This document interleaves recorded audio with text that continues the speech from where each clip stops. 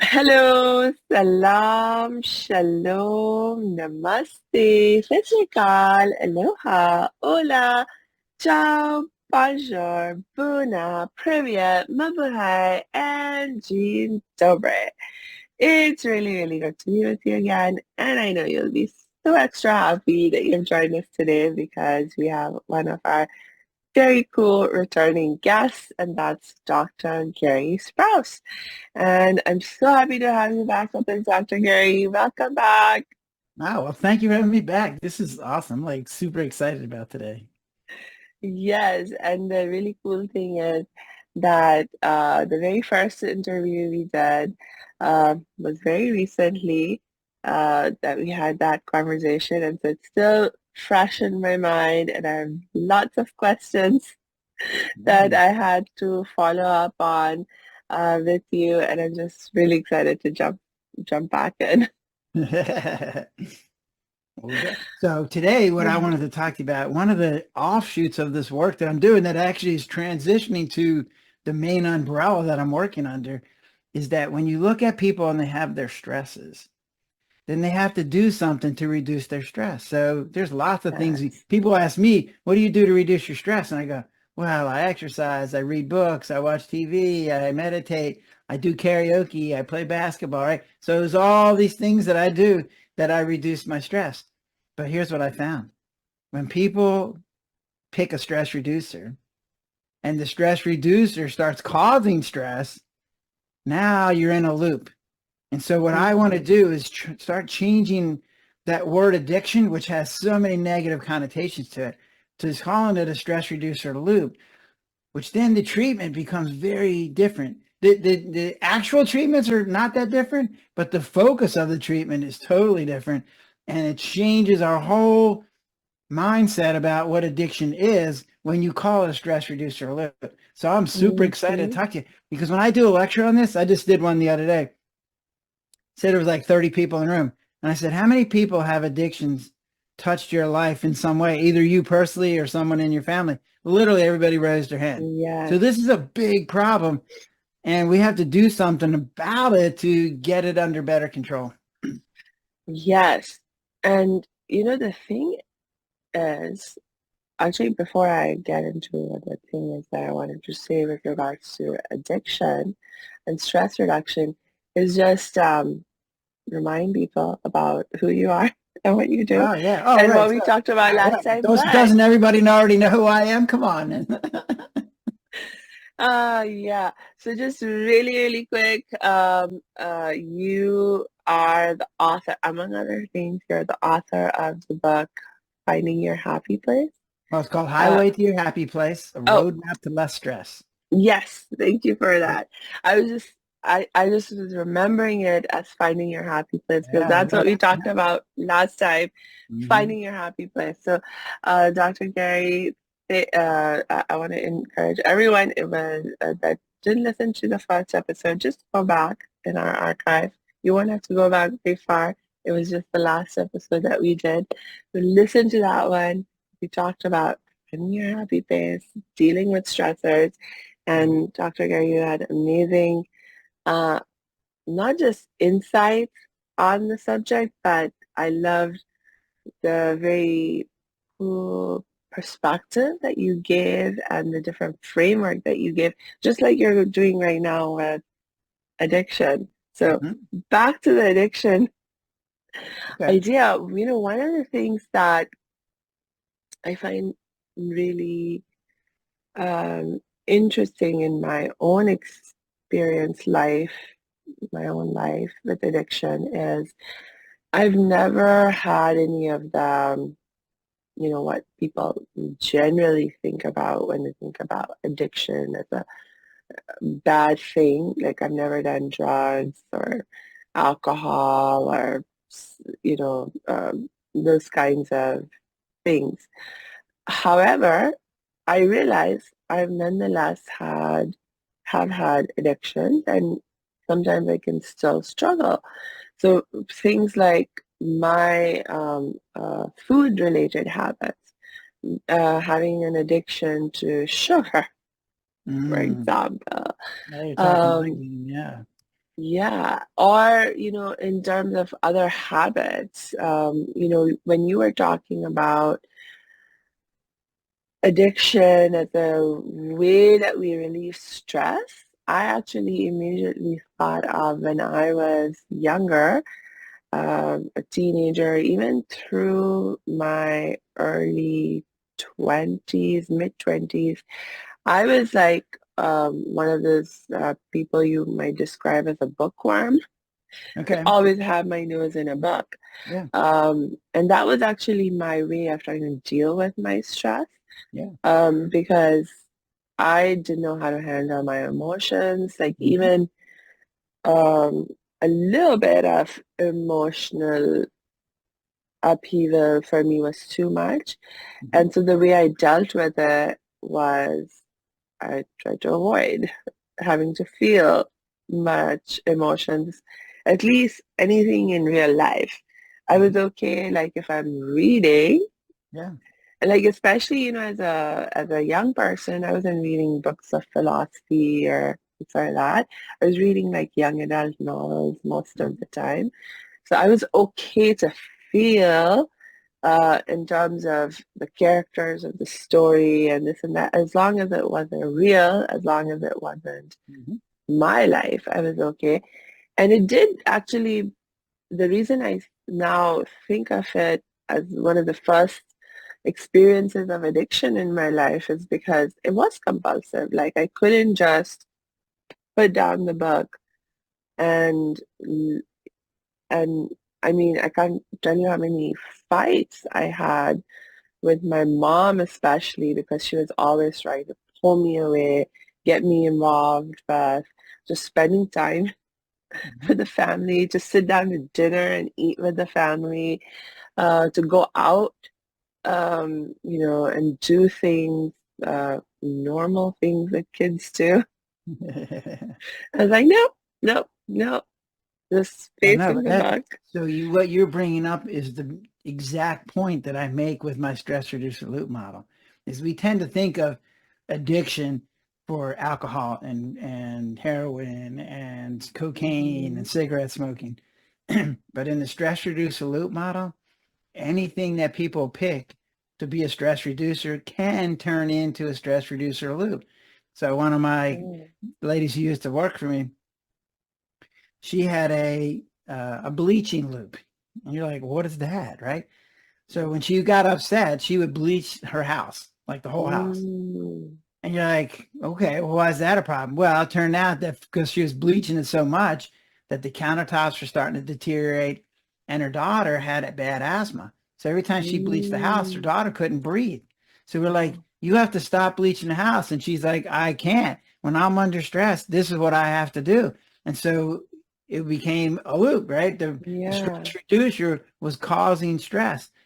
And the what happens is in the stress reducer loop models, the stigma kind of goes away because you Mm. can say, well, I picked heroin and you picked books and this lady picked, bleaching. And it's like, for me, it's chocolate donuts, right? So it's like, I'm tired, I'm stressed out, and my car just drives into a convenience store and I got a chocolate donut in my mouth. I'm like, wait, I'm trying to lose weight. How did I get a freaking donut in my mouth? I don't even know how it got there, right? It just is there. And it's like, so we can now understand why a person who drinks or a person who does heroin or a person who does cocaine, we can be empathetic with them because we can go, Yeah. like I say to people, like, what happens if I told you never drink coffee again in your whole life? Mm. And if you do, I'm going to put you in jail.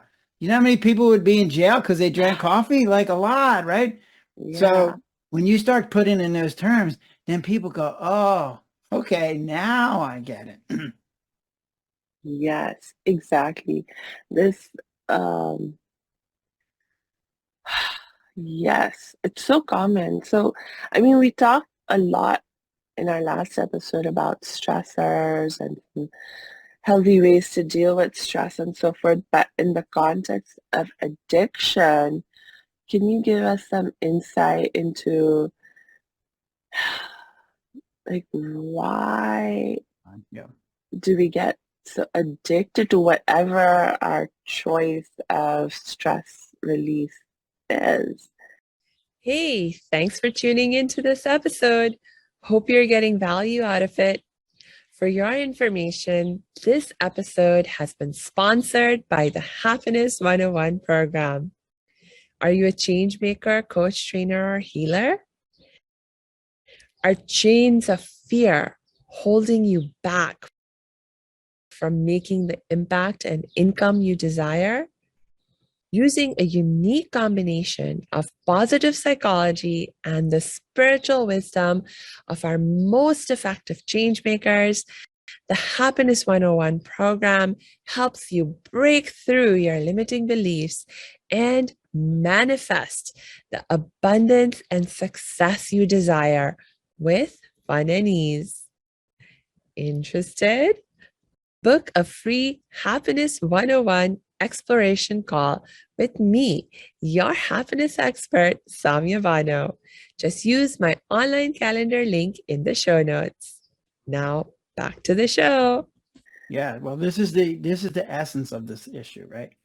So right now, like I'm a doctor and I've been trained in how to take care of diseases. And addiction has, in the medical model, is a disease. So when you talk to people in AA, or if you talk to people in Smart Recovery, or if you talk to people in Celebrate Recovery, and definitely doctors and addiction treatment centers, they all like, oh, it's a disease, it's a disease, it's a disease. And you're like, it's not a disease. It doesn't make sense to call it a disease. So what happens is stress is the problem. And then we find a treatment to help with our stress. So the addiction is really a treatment. And the problem is the treatment has gone wrong. It's gotten us into trouble. It's caused side effects, whether they're physical side effects or social side effects or financial side effects, it's causing side effects. And so then the answer is not, oh, it's a disease that we have to cure, because there's no disease. There's a treatment gone wrong. So we have to find a way to get rid of what caused the problem, stress, and find different treatments that don't have the same side effects. And that's it. So that is straightforward. And someone asked me, is that like you're trying to make it easy? No, I'm not trying to make it easy. What I'm saying is I'm making it easier, because when you know what it is you're trying to do, it's a whole lot easier to accomplish. Yes. And what I find in the medical community, we're very comfortable with the idea of disease. So it fits for us because that's what we're trained. Here's a bunch of symptoms. We put people in some bucket, and then we treat the people in the bucket with certain treatments. And then we go, oh, look, they did better. So we go, oh, that must be the problem. And you're like, well, so we're very comfortable with that idea. But in this situation, it's not working. Like we have really smart people that are trying to help people with addictions. And there's a lot of money that goes into this, literally tens of thousands of dollars for a month of therapy to get people off their addiction. And then the people who want to get off are very motivated. And with all that going for you, we're getting a 20% success rate. Yeah, something's wrong with this picture, right? So I had a book by Thomas Kuhn a long time ago. It's called The Structure of Scientific Revolution. Here's what he said. Science in general goes little baby steps, step by step by step by step by step. But sometimes as you're doing these little steps, it's not answering the question, and things are getting worse, not better. And so he said, every once in a while, you have to have a revolution. So Einstein, when he came along, was a revolution. Darwin, when he came along, was a revolution. Copernicus, when he came along, was a revolution. And so I think it's time for the addiction world to have a revolution.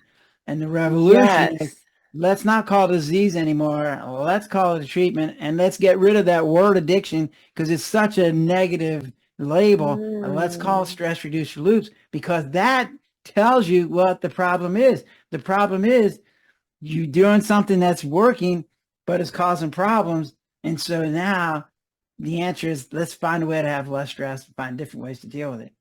And one of the key points to this whole thing is that diseases abnormalizes the person. Yes. You have a disease. You're abnormal. There's something wrong with you. You're brain damaged. You're genetically defective. You're weak-willed. You got a personality disorder. You're stupid. Something is wrong with you, and we just have to find a way to fix it. And the problem is it's abnormalizing the person. And the whole process of stress reducer loop is normal. And when I say to somebody who has a heroin addiction that you're normal, they go, what? What do you mean I'm normal? Like, I've been doing this for 10 years. Nobody's ever said I'm normal. I'm telling you it's normal. So here's why it's normal.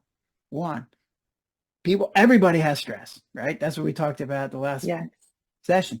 Like, as long as you're alive, you have stress. Two, we all find ways to reduce our stress. And the more stress you have, the more often you have to do your stress reducer, and the more powerful your Yeah. stress reducer has to be. So if you have a little bit of stress, maybe one beer gets you feeling better and you don't need any more. But if you have a horrible amount of stress, well, now beer's not enough. Now you need something else. You need, oh, maybe cocaine will do it. Oh, maybe, oh, wait, maybe marijuana. No, maybe heroin's good stuff. Or maybe I need fentanyl, right? So you just need more and more stuff, because what you said is you were trying to withdraw into your books. And it's like, that worked for you. But if it didn't, you'd be out there trying to find something that was even stronger. And so Yeah. what you see then is the amount. So this is all normal. Like, the more stress you have, the stronger the stress reducer has to be, and the more you have to use it. Then here's the next normal part. Like, your body, your brain, when you do something repeatedly and it's successful, it makes it into a anatomical track. So I call it it's a neurological habit track, right? So now so when you brush your teeth in the morning, if I said to you, how do you brush your teeth? You're like, I don't know, I just do, right? Because it's automatic. This is what our brain does. It doesn't like thinking takes too much energy. So we want to make things automatic. So when I brush my teeth, I literally do it the same way each time. But if you asked me to describe it, I'd have to do this to figure it out, right? Yeah. So if somebody said you can't brush with your right hand, you have to use your left hand, I'm like, wait, what? That would be weird and awkward, because that's not automatic. Now I got to do a lot of thinking. So this whole process is stress, found a stress reducer that worked. My brain made it into an automatic track. That's normal. And then I go, you know what? This treatment I'm using is causing problems. I need to stop. But here's the problem. So now I got this track, and there's nothing to make that track go away. I don't have a magic wand that can go in there and zap out that track. So you're stuck with that track forever. So the only thing I can do is two things. One is make a new track that doesn't have the same side effects. And two, and here's the key, is I have to inhibit the old track. Yeah. So inhibiting is way different than choice. Choice is, hey, I don't want vanilla ice cream or chocolate ice cream. That's choice. Inhibition is, I got this track and I don't want to use it, so I'm going to say, no, don't use that. And we all can do it. It's like, there is no other animal that has the ability to inhibit. Only humans have this ability by choice, right? We're doing it on purpose, right? Yes. But we're not that good at it. So if I'm at a gala and there's a bunch of chocolate donuts there, like, I might go, dude, they look really good, but I'm going to walk past them. And then I walk past it again. Then I walk past it again. And if I walk past it by the 11th time, my inhibition goes away and I'm eating the chocolate donut, right?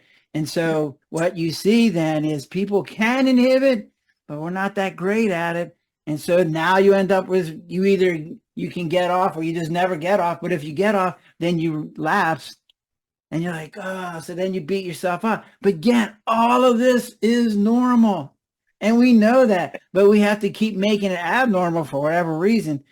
And so then what happens is people don't want to come. Like, they don't want to hear they're abnormal. Why would I want to hear I'm abnormal? I got this lifelong disease that I can never get rid of. And the best I can do is struggle every day of my life.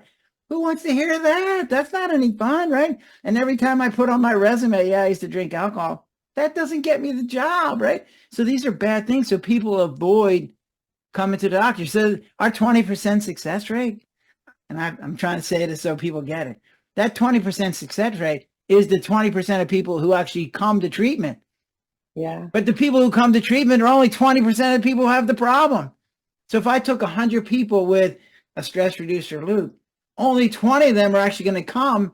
And of those 20, like, only 4 are actually going to get better. And you're like, wait, what? These are ridiculous numbers, right? So we have to do something different. And so in my model, people are willing to come to me because what I said to them is, you're normal. And all we got to do is change your treatment and get rid of the stress. And then you'll be fine. And you're like, wait, what? Yeah. And so they wanted to come back, because who doesn't want to have less stress, right?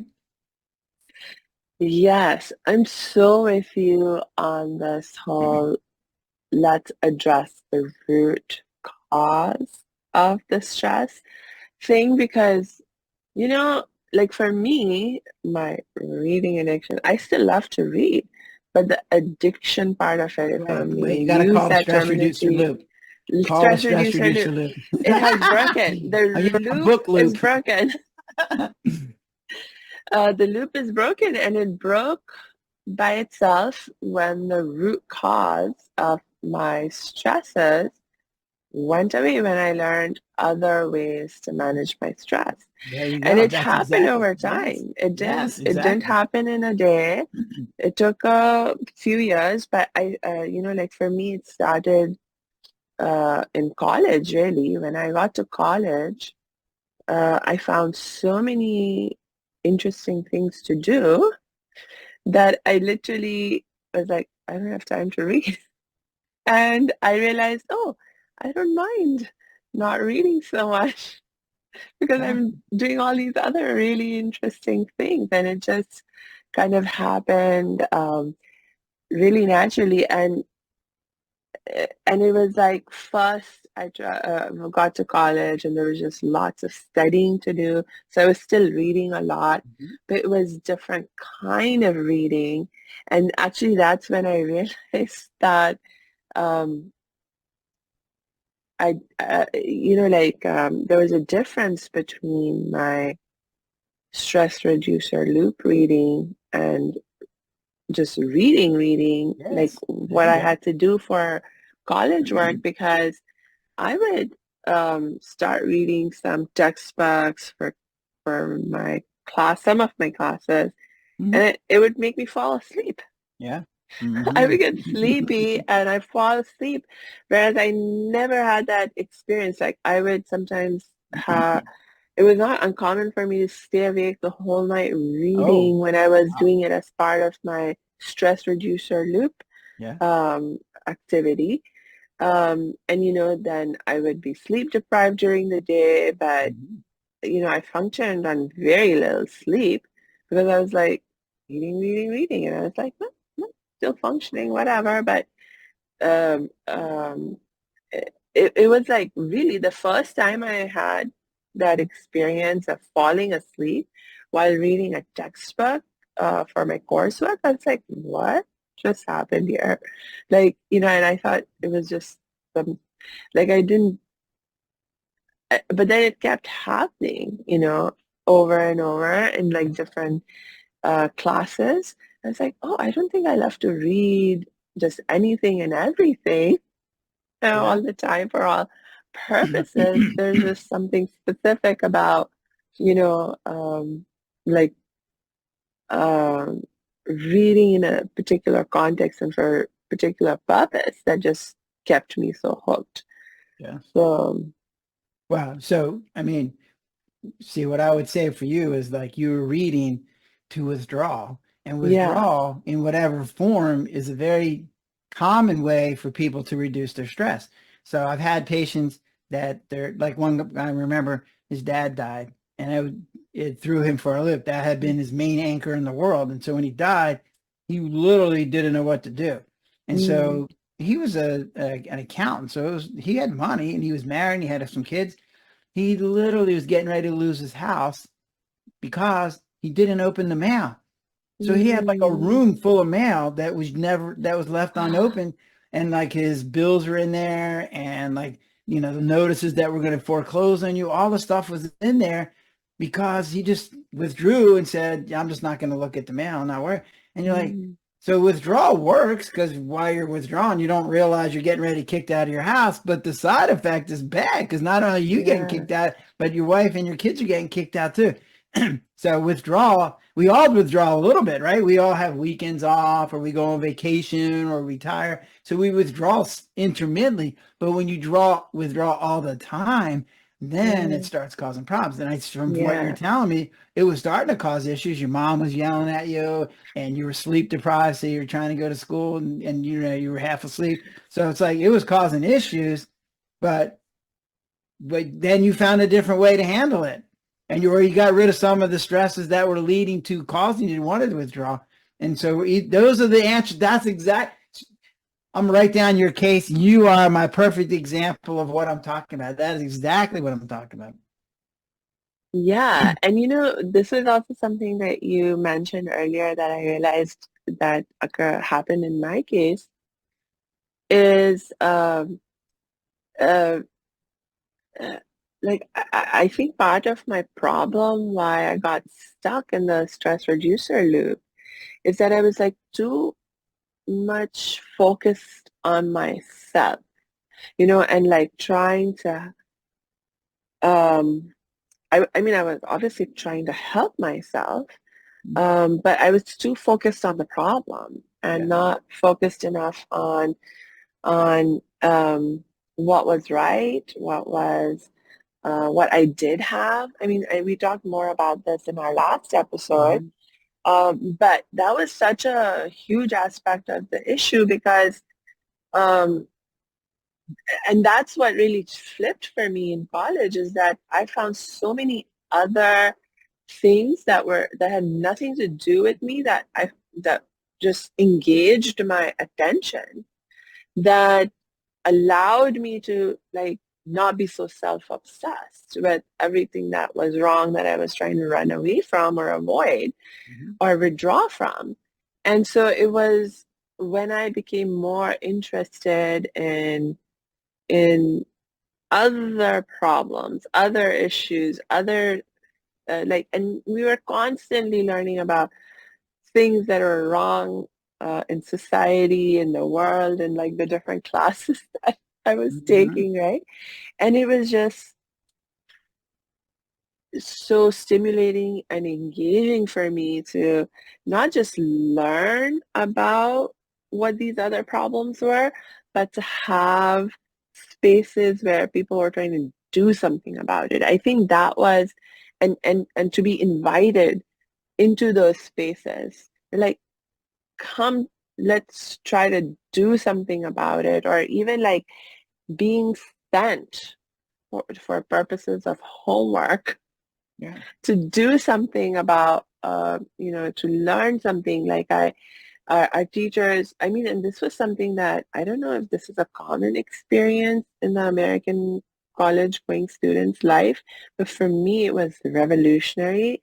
It's not something that I'd ever experienced and as a student when I was in India, as a student in Pakistan, as a student in the Middle East. And I've been to, school, like all pre-college in those systems. But over there, there was, it was like all about theory, the theoretical learning, memorization, Mhm. and that if you were able to memorize and reproduce on test papers what you learned, that's what made you a great student. But when I came to America and I started going to college over here, it was like, no, you have to apply. You have Mhm. to, first of all, think for yourself and think about what you think about this issue. So not just regurgitate what you're reading, but you Mhm. have to present your own opinion. But then you also have to have like application Mhm. of these ideas in different ways. And that is what like really, I mean, was so new for me, and it forced me to come out of myself in some ways Yeah, no, and absolutely. just broke through that stress reducer loop. Yeah. Well, so here's what I see is like the when people get into their loops, the ones that I've had the most difficulty with are people who've had these traumatic histories, like Mm, bad things have happened to them in the past. They were abused sexually, or their parents beat them, or ignored them, or with something. They were getting bullied, or there was a lot of things that were going on that have created this. So maybe their skills are I can handle 100 stress, mm-hmm. but their past is 80. So now they Yeah. only got 20 left. And then so any little thing only throws them over the top because 80 is already taken up by what happened in the past. And one of the things that I learned is a guy who writes about what's called the body keep score. And what he said is, and this is important, that our memories are stored in two different ways. So the first way is the normal, the more common way, which is there's a beginning, there's a middle, and an end, and there's a time frame to it. So I got on Samia's podcast and we talked for an hour and it was great. And then at the end we signed off and we went back and did this again the next day, right? So and so that's how we just store most of our memories. But when there's a traumatic memory, that doesn't get stored that way, because in trauma there's a giant fear response, and our thinking part of our brain, which does all that beginning, middle, end, story, timeline, it gets shut off. So now the memory gets stuck into our brain in these snippets of sensory information, some sight or some smell or some taste, and it's like, or some touch. And it's like, what that does then is when you hear that, it triggers off the emotions that were attached to that. And so now you're sitting there watching TV and you see somebody get beat up, and all of a sudden you're freaking out. And the person next to you is like, what the heck is the matter with you? And you're like, I don't know. I'm just freaking out. And you don't even know why it's happening, because it was only this little snippet that happened so fast. You didn't even recognize that your brain just set it off. And now you're having this giant panic attack, and the person next to you is freaking out going, what's the matter? And then you get embarrassed. You're like, oh my God, I'm freaking out and I don't even know why. So then you go, I'm going to stay away from people because I don't want that to happen again, because that was embarrassing. So then they get to some point where they've withdrawn because they don't want to have a panic attack in front of other people. And they're not even sure why they're having a panic attack, but it's usually some kind of traumatic event that happened in the past. One of the clients that I was working with, when he was 6 years old, his parents got divorced. In 2 weeks, and they had to move to a smaller house, much smaller house. But then a couple weeks later, his cousins, who had just been at his house playing, their house burned down and they died inside the fire. And this is a 6-year-old. And I'm like, I don't think, I mean, his mom took him to counseling and all that kind of stuff, but I don't think it ever got out of his head.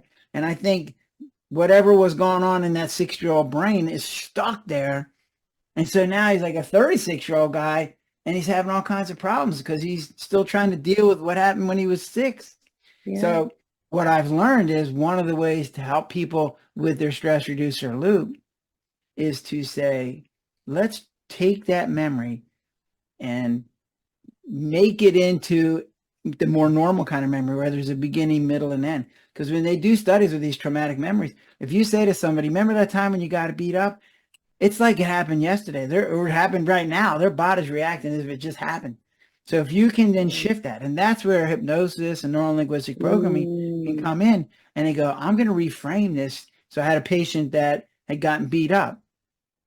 She was 40 years old, and she was having panic attacks for the next 20 years. So she tried alcohol and Xanax and counseling and religion, and none of it was working. And so we did the neuro-linguistic programming and hypnosis. Literally 2 hours later, she was better. And you're like, what? That doesn't even make sense. But what we made better was she went from, her memories were, I was a victim. I was in pain. I didn't have any control of the situation. This was bad, right? Fear, giant fear that wouldn't go away, right? When we shifted it, it turned out that when she had gotten beat up, she actually kind of passed out. And when she woke up, the guy was beating up somebody else. And so she had a choice. She could just lay there and pretend like she was dead, or she could get up and help the other guy. So she made the choice to get up and help the other person, right? She called the police, blah, blah, blah. Everybody came out. So I was like, so at the end of that session, I said, so you're a hero. And she's like, what? And I'm like, you risked your life to help somebody else. That's what heroes do, right? And you could see the shift, right? So she went from victim, pain, out of control to, hey, I'm a hero. Well, that's a whole different emotion. So now every time that gets stimulated, what she feels is, hey, I was a hero. And it's like, so then not weirdly, actually kind of predictably, 2 weeks later, she called me and said, we have to do another session. And I'm like, wow, what's going on? So she had some memories that had resurfaced. And it turned out the reason when she got beat up at 40 was so significant to her was because when she was 8, when she was 8, her dad had gotten drunk and he took a knife and started cutting her mother. So there's blood everywhere. And so this was, again, one of these traumatic memories that all she remembers was blood and her mom screaming and, nobody coming to help her, blah, blah, blah. So we did this the neurolinguistic program again. And so during that time, she was able to recall some other details. And so it Mm. turned out that the neighbor did come, and she was actually helping her 4-year-old brother because he was right there and she was 8. So she's now protecting him from seeing all this. A Mm. neighbor did come and take them out of the situation and help them clean up and get her to the hospital. And again, it changed all the emotions because she had felt Yeah. isolated. Nobody cared about her. She was freaking out, having to clean up. And when she had these different memories, it reframed. It's like, oh, wait, my neighborhood did care. And I was helping my brother. I'm 8 years old, and this is the worst thing that I've ever seen. And here I am trying to help somebody else. So it's like, so when you reframe those memories and put them back into the Mm. normal kind of memory where there's a beginning, middle, and end, and there's and there's a time frame to it. Well, then the Yeah. trauma and the stress that comes from that goes. So instead of it being an 80, now it's a 10. Maybe it's a Yeah. positive because now you're a hero. And so now, why do I need Xanax? I don't need the treatment anymore. I don't need my Xanax or my alcohol, or I don't need that because now this is a good thing, right? So Right. that's what I see. So when you start treating somebody who has an alcohol problem, or when I start treating them, the first thing I say is, so tell me where your stresses are coming from, because we need to figure out what we can do for them. Yeah. And when you start looking at it that way, then it changes your whole approach. Yeah. Interestingly, you said something like this idea of like sometimes uh like people don't even like when you were giving the example of you're watching TV and you see something and you freak out and you don't even realize why you freaked out. Um, and then so it's like when and right now you were just saying like asking people, okay, where are your stresses coming from? So it's interesting, like sometimes we don't actually realize, like we think, oh, my stress is coming from because of, oh, I have this really tough boss at work. He stresses me out or whatever.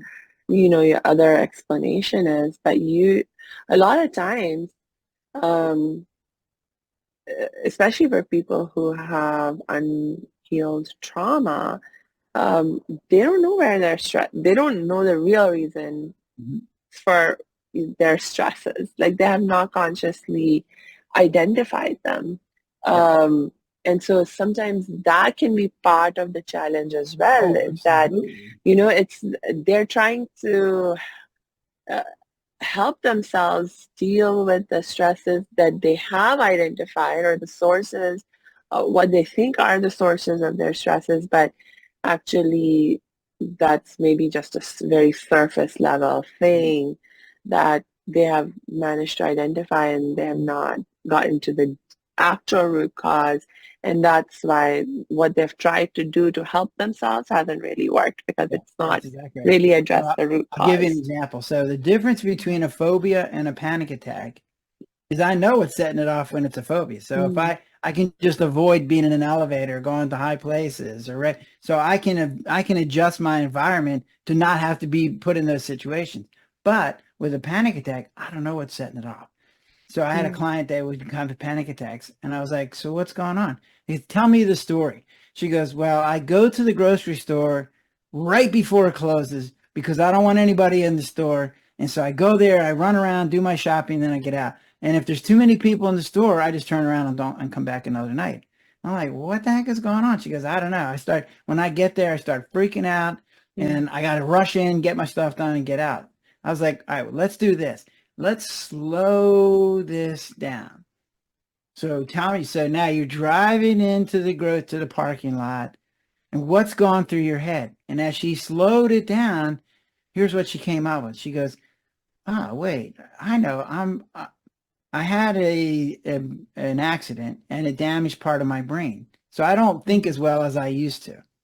And that's upsetting to me, and it makes me feel less of a person." And she mm, goes, and then she's gone. "I realized that if I go to the grocery store, people might know who I am and recognize that I'm not as smart as I used to be. And that's going to be humiliating to me. And so now when I get to this parking lot. I don't want to go inside because I don't want to be humiliated. And I'm Mhm. like, oh, so now it went from being a panic attack to now we know what's causing the problem. Now we can go, okay, let's figure out how to not make you feel humiliated because you had a brain damage. It wasn't your fault, right? Something happened to your brain. Yeah. And maybe you're not as good as you used to be, but you're still better than most people out there. So why done? You're not going to, nobody's going to look at you and go, oh, you're really stupid, right? They're not going to do that. So as we figured out what the real problem was, then we could address it. And then she was able to go to the grocery store, right? So Yeah. And the fact that like the fact that she didn't want to be humiliated, I mean that's so normal too. I mean, no one absolutely. wants to be We all have a fear of humiliated. being humiliated. Exactly. Yeah.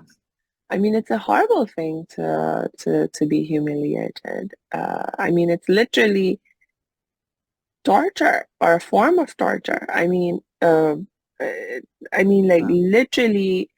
Uh, I mean, I was listening to some testimonies of torture survivors, um, um, and I mean, this was like a key thing that kept coming up and again and again. That the like whatever the physical aspects of the torture were, you know, like s- uh, s- a lot of it.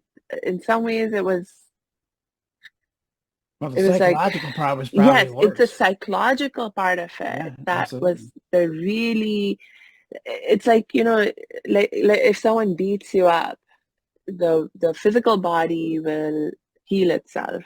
Yeah. There may be some scars left, maybe there will be no scar left, but the psychological trauma that you experience, and this was something that they were like talking about, the things that these torture survivors went through.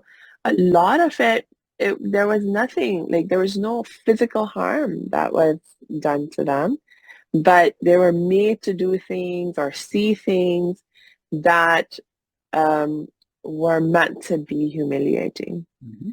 And Absolutely. they were done specifically because we want to humiliate you, Yeah. Wow. The other you thing they do know? is they take away your hope. Like Yeah, if you don't think you're ever going to get out, then you're like, well, then I should just kill myself and get it over with.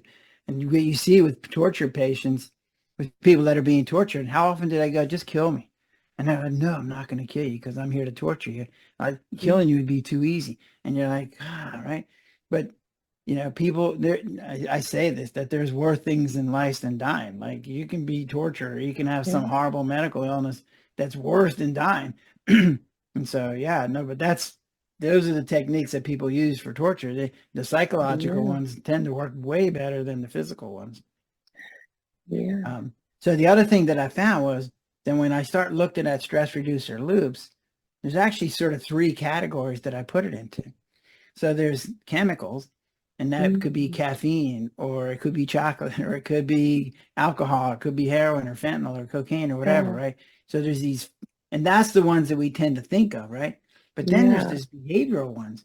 So behavioral, like what mm, you said, is like I'm reading a book, or my friend that was doing the bleaching, like one of my patients who had heroin addiction, I was explaining stress reducer loops to him, and he's like, "Ah," oh, because my sister has a loop, and I'm like, "What loop? What's her loop?" And he goes, "It's a shopping loop." I'm like, "Wait, what?" And he goes, "When she's upset, she goes shopping, but now her closet's full, her credit cards are maxed out, her husband's yelling at her, which then makes her upset. And what does she do? She goes shopping, right?" And so you're like, mm, "Yes, that's exactly what I'm talking about." So there's behavioral loops, and then the third category is what I call coping skill loops, right? So that one is a little bit harder to define. So there's a term that gets used called what's the word they use? Hang on a second. I'm blanking on it.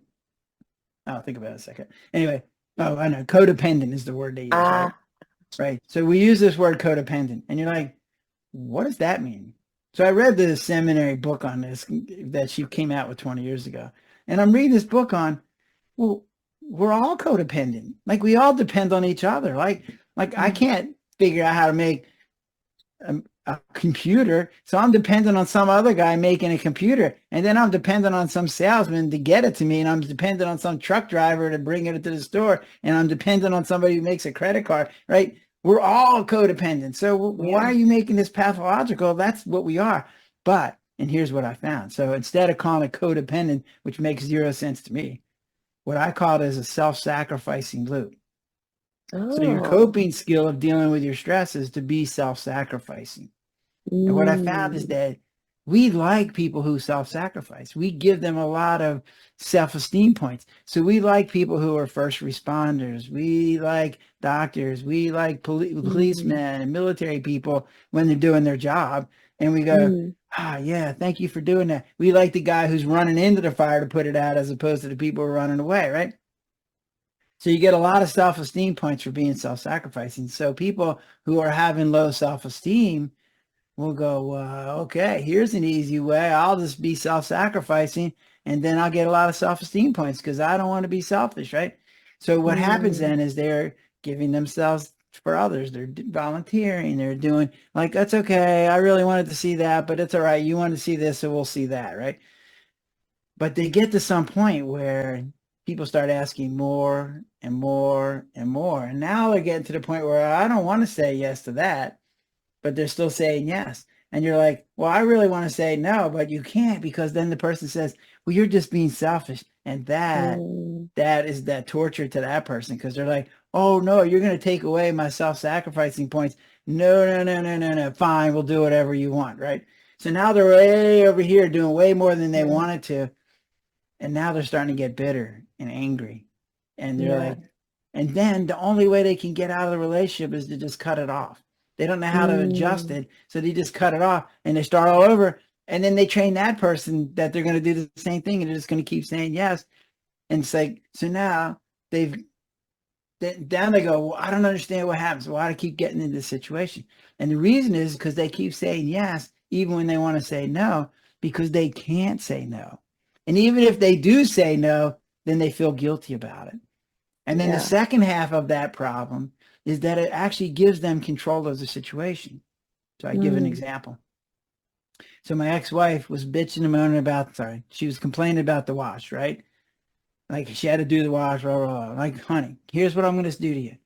You will never have to do the wash again in your whole life as long as we're together. I will do the wash for the rest of our lives. You know how long that lasted? 3 days. Because I didn't do the wash the way she did the wash. And so she took it back. But now I said, all right, you took it back. You had the opportunity to never do this again in your life, but you took it back because you wanted that control. And here's what they say. Well, I'm the only one that does it the way I want it to get done. So I just have to do it myself. But then what happens is then they end up taking on everybody's job because they don't trust everybody to do the way they want it done. So now they end up overwhelming themselves because they got so much stuff on their plate that they can't possibly do it all. And so those two things become the biggest issues for these self-sacrificer loops. And so when you Mm. see it as that, then you go, oh, okay, so what's the answer? So the answer is give them self-esteem some other way. Two is to say, hey, you can say no and not be selfish. And they're like, Yeah. wait, what? So I use myself as an example. So when my kids are like, I don't know, like 8 and 10. So I play basketball every Thursday night. And they came to me one night because they wanted me to do something else. Like, no, it's basketball night. And they're like, oh, if we died, you wouldn't even come to our funeral if it was basketball night. I'm like, well, that's being a little dramatic, but you are correct that I am being selfish for those 2 hours. The rest of the 6 days and 24, 22 hours, I'm working my butt off to help you guys have a house and go to school, blah, blah, blah. But those 2 hours, they're for me, right? And so when you start being able to say no and not feel guilty about it, then you start getting out of the loop. Because then you realize that everything you do is a choice, not you have to. And you realize, hey, I have good self-esteem and I can be a little bit selfish. It's okay. And so, and then when you figure that out, and then when you also realize, hey, some of why I'm doing this is control. And can I be willing to let other people do things, even if they do it 90% or 95% of what I do? That's the way out. Mm. Yeah. Yeah. You know what you made me think about is also like the cultural. I mean, you talked about how society or culture loves people who self-sacrifice. Mhm. And so it made me think about all the women who are given that message, Absolutely. and get into these. Um, so for example, my mom is a prime example of a self-sacrificer. Mhm.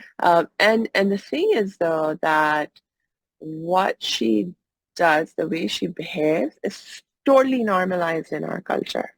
Mhm. And and the problem that like I see is not so much that we teach people that it's a good thing to be giving, to not be self-obsessed, to care more about other people and all. But the problem I find, that I identified that really bothered me is that on the one hand, we give this message to women and we tell them sacrifice yourself for your family, for your Mhm. children, for your husband, for your in-laws. So everything runs great for them. Like the classic case, even like just now, my mom will be, she has arthritis that's spread all over her body, so she's living with a lot of pain pretty much all the time. But in the last few years, my dad used to have excellent health, but he got diagnosed with Parkinson's, and Mhm. his, he's been needing a lot more care. And so, of course, my mom, being my mom, Mhm. has stepped up to help my dad as much as she can, which is great. But there are all of these times when she can't, like she literally cannot do something anymore. And so then she has to call on someone else like me to help. Um, and then in that state where she has clearly overstretched herself and she needs help herself, it's not uncommon for her to still be thinking about my dad instead. And she'd be like, oh, okay, so your dad needs this help, and by the way, I also need this help, but go help your dad first. And Mhm. only if you have time after that and you have energy after that and you still feel like, you can Mhm. help me, then come to me. Otherwise, just help your dad and that's enough. And so so that's her mindset. Um, but the thing that really bothers me is when other people who have these self-sacrificing folks in their lives, when other people begin to take them for granted. Yes. So, like, thank God my dad's not like this. Mhm. But if my dad was to develop an expectation Mhm. that, oh, that's just how it is. Like my needs get to Mhm. be met first. Yep. And Yep. if my wife's needs don't get met, well, he doesn't even realize that they're not getting met or doesn't care or expects that, expects that she works herself to the bone to help him out. I think that is what is really upsetting to me because Absolutely. it's like first we teach people, oh, be self-sacrificing, Yep. and then we take for granted what they're doing for us, Okay. That's and where the we loop just, starts. yeah, Yep. that That's where the loop. it's So your just, mom isn't probably in a self-sacrificing loop because she feels appreciated. So she's not angry and bitter. That's just what she was taught to do. This is what you do when you're a mom and a wife. This is what you do. So she's not angry. I mean, I don't know your mom, but I would guess that she's not angry and bitter. The angry and bitter comes in, just as you say, when you don't get depreciation. So what I see are, uh, like my ex-wife had this problem with her ex-husband. Like they were in counseling and she said, it came up that she makes coffee for every morning. So every morning she would get up and make him coffee. And so it came in their counseling session that he's like, well, that's her job. Why shouldn't she be making me coffee? And just what you just said. And she's like, and then guess what? My ex-wife never made him coffee ever again. She's like, no, I was doing you a nicety and you were taking it for granted. So guess what? Now you're not going to get that ever again, right? So yeah, so just because you're self-sacrificing doesn't make you in a loop. Like we like people who are self-sacrifice for a reason. What we don't like is when we get taken for granted. Then we start getting angry and bitter. And so, or we start saying yes when we really want to say no. That's when we start getting into trouble. And Yeah, that's no, when the loop starts. Because then when you can't stop saying, so like if your mom said, you know what, honey, you're not appreciating what my ex-wife said, you're not appreciating me making your coffee. I'm just not going to do it again. Now, so she wasn't in a loop because she was able to go, no, we're not going to do it. And she didn't feel guilty because that's what happens. Most people will feel guilty in that situation. So one of my friends, her daughter wanted to go to see a friend down the street. And she said, hey, Mom, can you drive me down to my friend? It was like a block away. And she's like, no, go walk down there. And she's like, no, you're so selfish, blah, blah, blah. So then she goes, all right, fine, I'll drive you down there. See, that's when you start getting into trouble. mm, She didn't want to drive her down there. The daughter was being, you know, asking for things she shouldn't have been asking for and getting it because all she had to do was say, oh, you're selfish. And then she's like, fine, I'll do it. But now there's a lot of bitterness that's building up. yeah, but it's not even but, so like for example for like the reason so um so I think one of the things that I've been noticing for people like my mom who are culturally trained into these behaviors, um, it's like my mom's not bitter, but she also can't say no. Um, even when she needs to say no. So like she's super tired, but she will still get up and do what she thinks is Yeah, her duty to but do and stuff. she thinks that's the way it's supposed to be, which is fine, right? Yeah, The no, problem but it's here's the problem you're gonna get into is if yeah. you start saying to her, Mom, you shouldn't be doing that, and she starts questioning her identity, then we're gonna get into trouble, right? So See, I don't it's know the answer with your mom. I can see what no, you're saying. no. See, no, it's sort of like, so this is where it sort of becomes like a issue, right? It's a so because she thinks it's her responsibility, um, she loves serving. And she really does what she's doing out of a sense of love as well as responsibility. She definitely like I don't experience any bitterness in her, but the challenge is that the reason I would like to see a change in her behavior is because I can see as clear as day that she's doing too much and it's Mhm. harming Causing her pain. own health, right? Yeah, It's yeah, making things worse and yeah. she's not allowing her body to get the rest it needs, to get the healing that it needs. And the thing that's stuck in her mind is, no, I have to do this. This Mhm. is my responsibility. And she actually goes so far as to be bringing God and religion into the whole thing because then she's like, if I don't fulfill my responsibility, then I'm doing something wrong and God, I will be punished. Mhm. And I'm like, no, what kind of a Well, you God, so you be know? careful because what you're toying with is her identity. And Yes, people like their identity, and it's hard to change your identity. So yeah. that's her identity, and changing that is going to be difficult. I just saw a patient the other day. I'd seen her. She was, I'd say she was 60 years old at the time, and she's taking care of her brother and sister who both have these neurodegenerative diseases, and they took a lot of care, right? And I go, why are you doing this? Because she had a bad neck and she needed surgery on her arm and blah, blah. Like, you can't do this physically. And she knows, I promised my mom that I would take care of them at home Mhm. and I'm going to do that. And I'm like, Yeah, but you're literally killing yourself, yeah. right? I could not convince her to.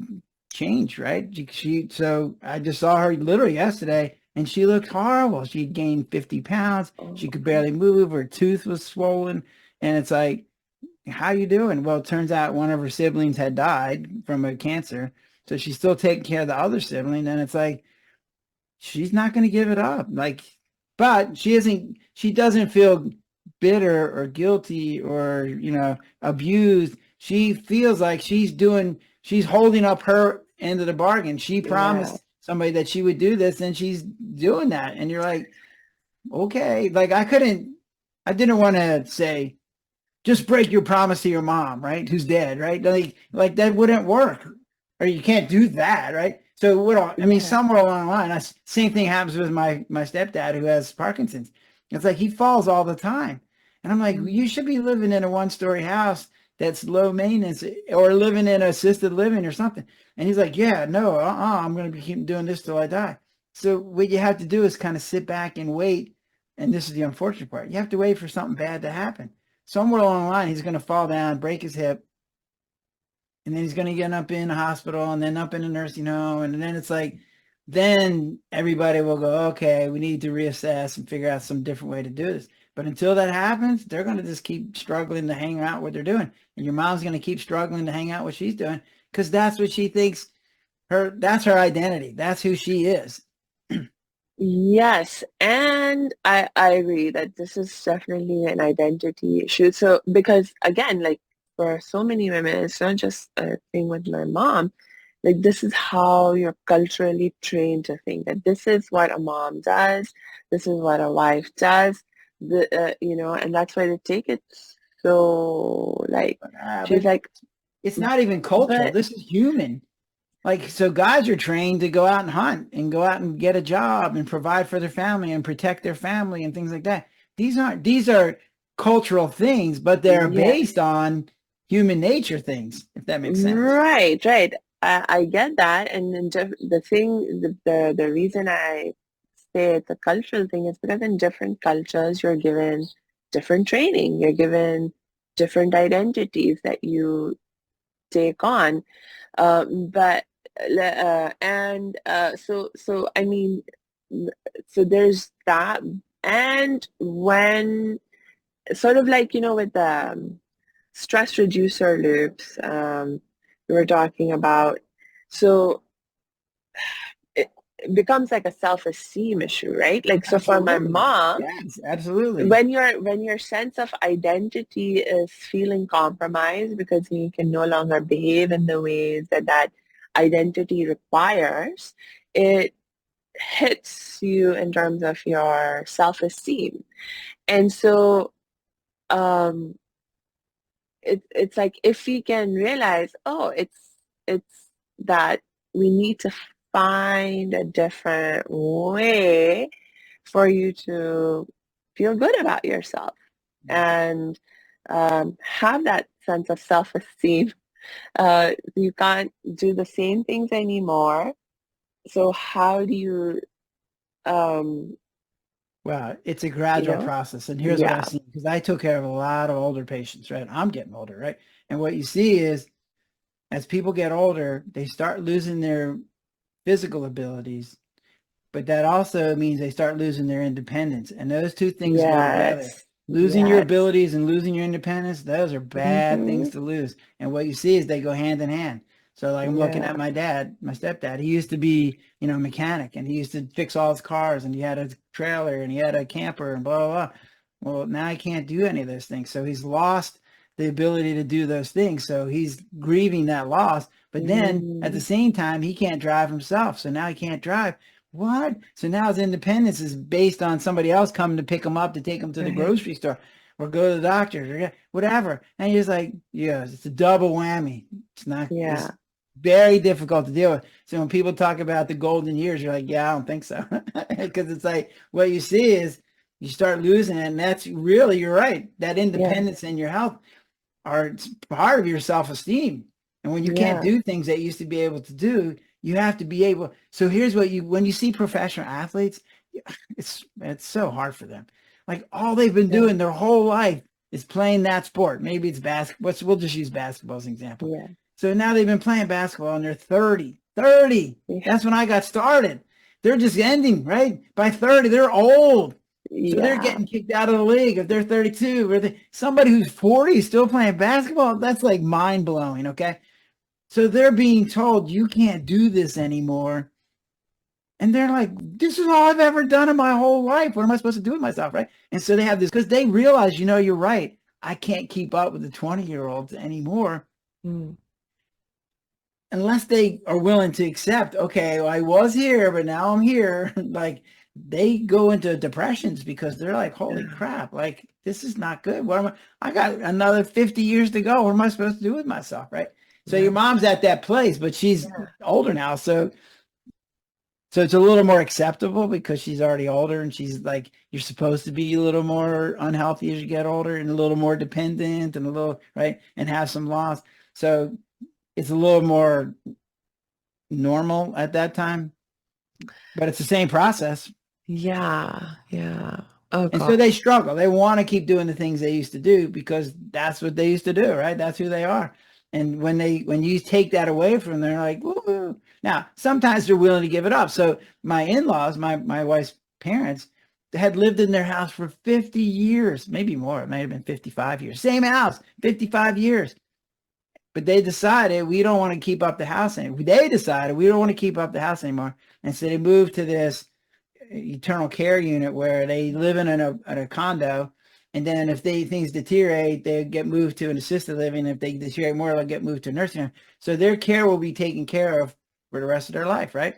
But Mm. they made that decision voluntarily. I was Yeah. shocked because I was like, wait, they're going to go from living in a house to living in a 2-bedroom apartment? And like, nope, they did it. And they couldn't wait to get in there, to wait a year to get in. So an Mhm. apartment opened up and now they're there. I mean, they complain about it, but they're really happy and they feel safe, I think is really what it comes down to. Yeah. And so, but they made that decision voluntarily. They gave up some of their freedom Yeah. because they wanted that safety. And you're like, all right, that makes sense, right? Yes, that is such a good point, as we cannot force other people to change. People do need to choose to Well, that's the change easier stuff, way to do it. right? Sometimes they get forced on their own. They Yes. literally can't do it anymore. And Yes. so then they're forced to have to do something different. And Yes. so But even you in can that force them, context, but it's yes. not easy, right? Yes. I mean, even in the context of circumstances forcing you, you're still making a choice though. Like it's like, let's say, I mean, you're making a choice of, do you accept the situation gracefully and happily, or do you continue to not be in acceptance of it, and so then you get better and depressed and so on and so forth. So we still have a choice to make, and happily, in the example that you just gave, um, a happy choice, a choice was made happily, relatively speaking, where Well, it's like, okay, so for acceptance, and it's an you know, important word to use, right? yeah, So I accept that I can't play basketball as well as I did 20 years ago, or 40 years ago, right?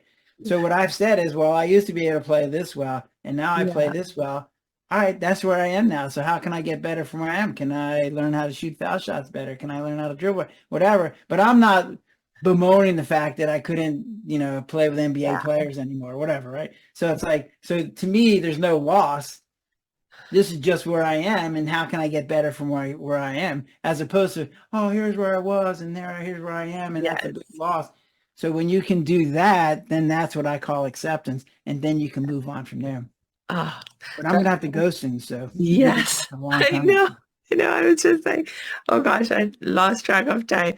But we'll just have to bring you back so we can keep talking. Do you have any Absolutely. last words as we wrap up? Yeah. So if you know somebody who has a stress reducer loop, or you have a stress reducer loop, the way out of this, there's a way out, right?